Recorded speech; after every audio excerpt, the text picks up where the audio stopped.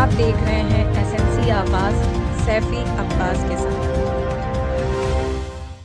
नमस्कार, एसएनसी आवाज में एक बार फिर आपका स्वागत है। बेटी को बचाना भी है और बेटी को पढ़ाना भी है। बेटी बचाओ बेटी पढ़ाओ नारे को सिंगरौली कलेक्टर चंद्रशेखर शुक्ला ने सार्थक किया। वो रोज की तरह लोगों की फरियाद सुन रहे थे। इसी बीच 12-13 साल की एक बच्ची उनके पास आई। उसने कहा कि वो आगे पढ़ना चाहती है, लेकिन परिवार की आर्थिक स्थिति खराब है और उसके माता पिता उसे अब आगे पढ़ाना नहीं चाहते हैं। उसकी जिस तरह की मानसिक स्थिति थी, ऐसा लग रहा था कहीं वो कोई गलत कदम ना उठा ले। ऐसे में कलेक्टर ने तहसीलदार सरिता यादव और वन स्टॉप सेंटर की जो काउंसलर टीम है उनको भी बुलाया और बेटी को समझाया कि तुम्हारे पढ़ाने की सारी व्यवस्था जो है वो प्रशासन करेगी। तुम्हें गर्ल्स हॉस्टल में तुम्हें भेजा जाएगा और बाकायदा कोचिंग से लेकर तुम्हारी पढ़ाई का सारा खर्च जो है वो प्रशासन उठाएगा।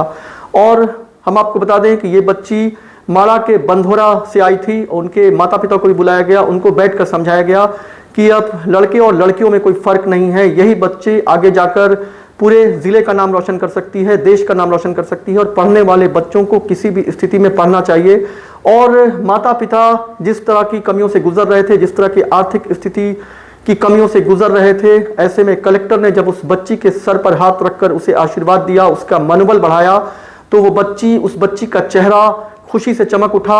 और ख़ास तौर से वो बच्ची जो निराश होकर एक गलत कदम उठाने जैसी स्थिति में पहुंच रही थी, उसे कलेक्टर के आशीर्वाद के स्वरूप एक मनोबल मिला।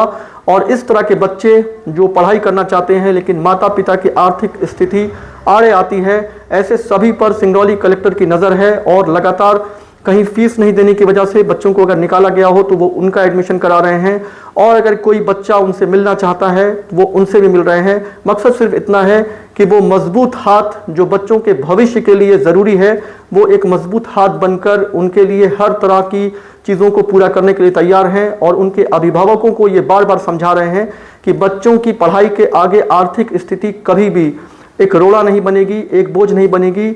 जो प्रशासन है वो ऐसे बच्चों को हर हाल में पढ़ाएगी। उनकी पढ़ाई की पूरी जिम्मेदारी लेने को तैयार है जो बच्चे वाकई में पढ़ना चाहते हैं और पढ़कर जिले का, परिवार का और देश का नाम रोशन करना चाहते हैं। पर सर हम यहाँ से बता सकते हैं, लेकिन वहाँ से जा नहीं सकते। चलो ठीक है, तो मैं बता दीजिए। अभी हमारे गांव के लोग कहेंगे वो लड़की फरार हो गई, गांव के नहीं है भाई। मैं समझ गया तुम्हारी बात को, इसलिए तो तुम्हारी मम्मी को बताना जरूरी है ना। नंबर बताओ अपना। तुमसे कह दी तुम यहाँ रहोगी, पढ़ोगी, सब करोगी, तो नौकरी भी लगवा दें, चिंता मत कर। बैठी कहाँ हो बेटा?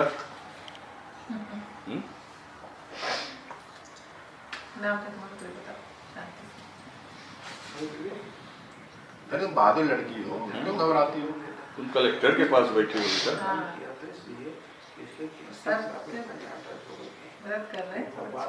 हेलो, हाँ मैं तहसीलदार बोल रही थी। आपकी बेटिया हम लोग के पास है, ठीक है? उसके लिए परेशान मत होइएगा। कलेक्टर साहब के पास बैठी हुई है ये। हाँ, नमस्ते नमस्ते। मम्मी बोल रही थी कुछ नहीं बता रही, वो बस इतना कह रही कि वो पढ़ना चाहती है और कोई ऐसी बात नहीं है, ठीक है? मैम देखिए ना, उसको हम पढ़ा रहे हैं, वो एक लड़का को पैसा दे दी है मैम। ये सब देखिए, ये सब ये पैसा अभी हम दिलवा देंगे, ये सब हम पैसा भी दिलवा देंगे जी। अभी आमने सामने बैठ के आपसे बात होगी, आप परेशान मत होइए। 1 मिनट सर से बात कर लीजिए हमारे। जी ना मैडम, बिटिया इतनी परेशान क्यों है? सर हम गरीब हैं, पढ़ा रहे हैं को, वो पढ़ा रहे हैं सर। आप उसको थोड़ा सा उसका फार्म भरना था, तो सर मेरे पास पैसा नहीं था, तो सर उसको हम डांट दिए सर। हम घर में ढूंढ रहे हैं, वो चली गई। आ गई है ना, ऐसा मत किया करो, डांटा मत करो बच्चों को, प्यार से समझाया करो, है ना। तुम्हारी बिटिया है। तो बोल रहे हैं सर। हाँ, बेड़ा से कलेक्टर बोल रहा हूँ, मेरे ऑफिस आई हुई है बिटिया। नमस्ते सर। हमारे को उतना अवकाश नहीं है सर। हम आपकी कलेक्टर से आपसे अनुमति लेके तो मैं ड्यूटी करती हूँ सर अस्पताल में। आपकी वही कलेक्टर भी, लड़का मेरा पढ़ रहा था श्रीमान जी, लड़का मेरा लड़के का पढ़ाई मेरी। अच्छा, एक काम कर लो आप, है ना। देखो बिटिया अब कह रही हो घर नहीं आएगी, है ना। ठीक है, तो आप लोग आ जाओ यहाँ पे, है ना। हम यहाँ कलेक्ट्रेट आ जाइए आप लोग, है ना। सर बैठाए रहिए फिर मांगी मैं आती हूँ। हाँ आप आइए और अपने किसी को और क्यों ले आना किसी को, है ना। हम इनकी यहाँ यदि इसको घर नहीं जाए तो हम यहाँ हॉस्टल में रखवा देंगे, गर्ल्स हॉस्टल में रखवा देंगे। जी श्रीमान जी जी हाँ अब आप बैठाए रहिए श्रीमान जी मैं आती हूँ। हाँ आ जाइए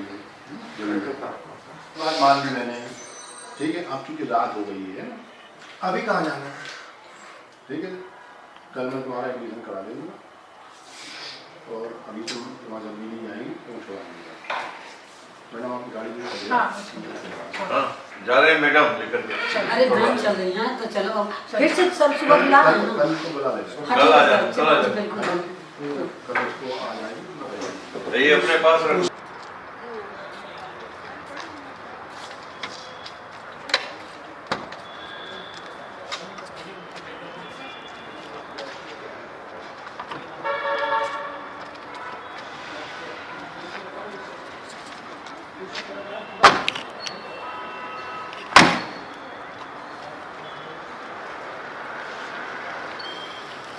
बेटी मान है, अभिमान है और स्वाभिमान है। सिंगरौली कलेक्टर चंद्रशेखर शुक्ला ने ये साबित कर दिया। और जिस तरीके से माड़ा के बंधोरा से वो बच्ची आई थी, उसने कहा वो पढ़ना चाहती है लेकिन माँ बाप उसे पढ़ा नहीं पा रहे हैं, तो बाकायदा उसकी पढ़ाई का सारा खर्च उठाने को तैयार हैं। उन्होंने कहा कि तुम्हें गर्ल्स हॉस्टल में भेज देंगे और इसके साथ साथ तुम्हारी सारी पढ़ाई लिखाई का खर्चा जो है वो प्रशासन उठाएगा।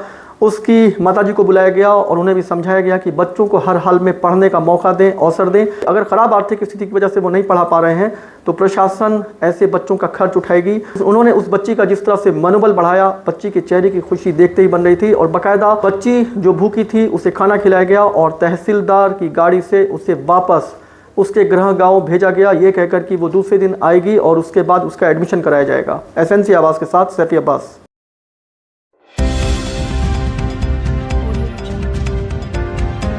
आप देख रहे हैं एसएनसी आवाज़ सैफी अब्बास के साथ।